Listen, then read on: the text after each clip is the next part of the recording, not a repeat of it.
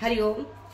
देखिए, ये मेरी भगवत गीता साधक संजीवनी हिंदी टीका। ये बहुत पुरानी है। ये मतलब समझ लो कि हमारे पास लगभग 30 साल से रखी हुई है। तो अभी मैंने अपना जब चैनल डाला तो मैंने सोचा ये आप लोगों तक शेयर करूं। देखिए कितनी पुरानी मेरी गीता है, और आपको मैं अंदर से खोल के इसको दिखाती हूँ। ये देखिए, अब मैं आपको और दिखाती हूँ।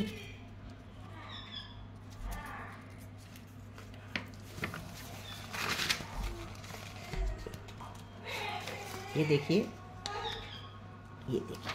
अब इसको मैं रिपेयर भी करूँगी। रखी हुई थी मेरे दिमाग में। ये देखिए कितनी सुंदर इसके फिगर्स वगैरह, कितने प्यारी है।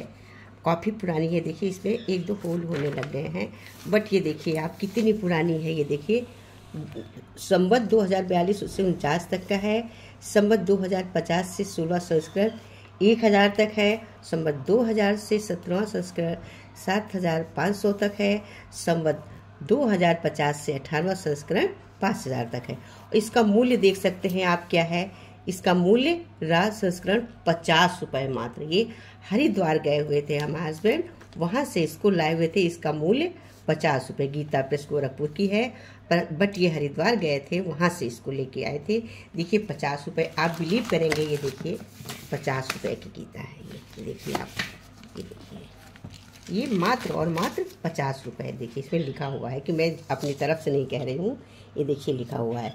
तो अब देर न करते हुए इसको मैं आपको गीता की महिमा की क्या महिमा है ये मैं आपको बोलती हूँ। गीता की महिमा मैं स्टार्ट करती हूँ थोड़ी सी, उसके बाद में बोलूँगी। पहले मैं गीता की क्या महिमा है ये थोड़ा सा बोलते। देखिए मेरे कृष्ण जी कितने सुंदर लग रहे हैं। तो भगवत गीता की महिमा। भगवत गीता की महिमा अगाध है और असीम है। ये भगवत गीता ग्रंथ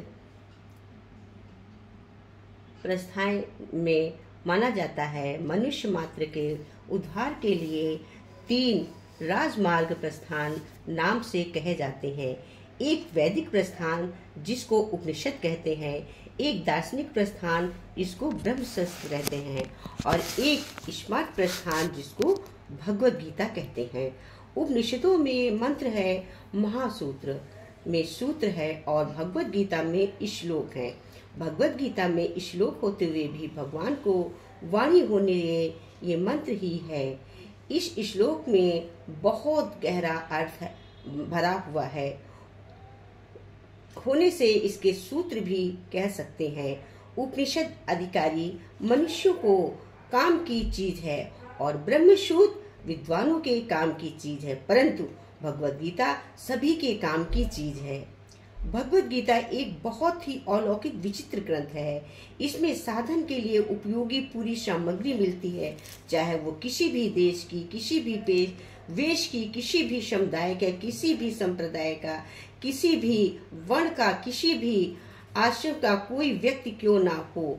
इसका कारण ये है कि इसमें किसी समुदाय विशेष की निंदा या प्रशंसा नहीं है, प्रत्युत वास्तविक तत्व ही वर्णन है। वास्तविक तत्व वो है जो परिवर्तनशील प्रकृति और प्रकृति पदार्थों से सर्वथा अतीत और संपूर्ण देश काल वस्तु व्यक्ति परिस्थिति आदि में नित्य निरंतर एक रस एक रूप रहने वाला है। जो मनुष्य जहाँ है वहाँ वैसा ही अच्छा है। वास्तविक तत्व ये वहाँ जैसा ही मूल रूप में विद्यमान है, परंतु परिवर्तनशील प्रकृति जन्य वस्तु व्यक्तियों में राज देश के कारण उसका अनुभव नहीं होता है। सर्वथा राग द्वेष रहित होने पर उसका स्वतः अनुभव हो सकता है।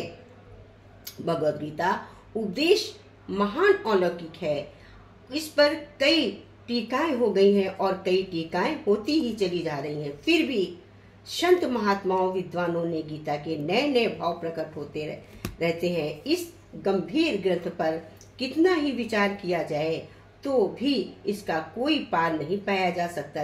इसमें जैसे जैसे गहरे उतरते चले जाते हैं, जैसे जैसे गहरा पर सोचते हैं, डीप में सोचते हैं, वैसे वैसे गहरी बातें हमें प्रतीत होती हैं।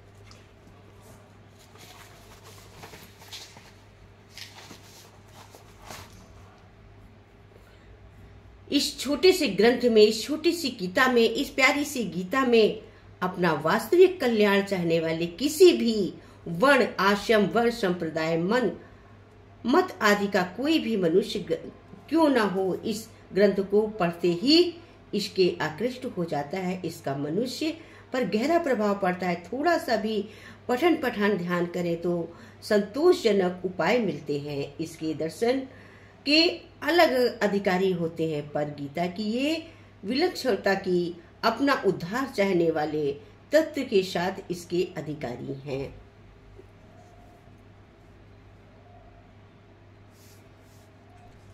कहते हैं कि गीता कि अगर हम रोज यह नहीं पढ़ सकते, रोज नहीं बोल सकते, यहाँ तक कि बिना पुस्तक के उल्टा पाठ किया जाए तो भी शांति मिलती है। यदि प्रतिदिन पूरी गीता का एक या अनेक बार पाठ किया जाए तो एक या अनेक बार का मतलब है हम 2 लाइनें भी पढ़ लेते हैं, मात्र 2 लाइनें भी पढ़ लेते हैं तो हमें शांति मिलती है। तो कहते 2 लाइनों का भी पाठ, इससे गीता के विशेष अर्थ स्फुरित होते हैं, मन में कोई शंका नहीं होती है, पाठ करते करते उसका समाधान हो जाता है। वास्तव में इस ग्रंथ की महिमा वर्णन करने में कोई भी समर्थ नहीं है। ये भगवान कृष्ण के मुख से स्वयं निकली हुई गीता है। इसका कोई वर्णन अपने मुंह से नहीं कर सकता है। इसलिए गीता की बहुत अधिक महिमा है।